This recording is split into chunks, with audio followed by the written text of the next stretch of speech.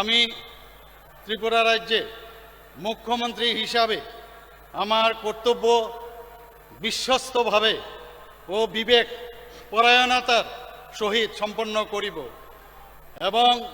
ভারতীয় সংবিধান অনুযায়ী ভয়, অনুগ্রহ, প্রীতি বা বিদ্বেষ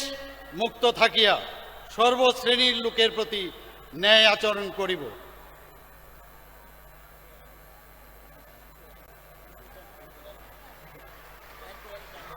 আমি শ্রী মানিক সাহা ভগবানের নামে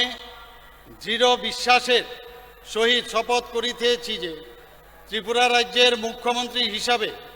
আমার নিকট যে বিষয় বিবেচনার জন্য উপস্থাপিত করা হইবে অথবা আমার জ্ঞাতসারে আসিবে তাহা মুখ্যমন্ত্রীর কার্যনির্বাহের জন্য ব্যতীত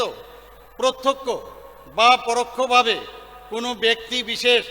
বা ব্যক্তিবর্গের নিকট বলিব না বা প্রকাশ করিব না।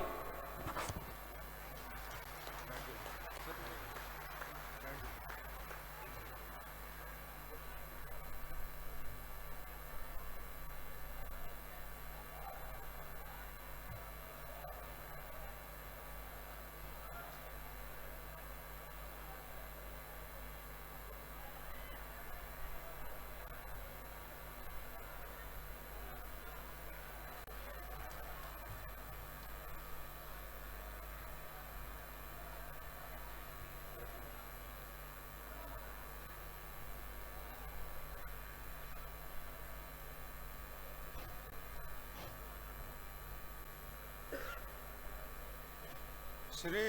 रतनलाल नाथ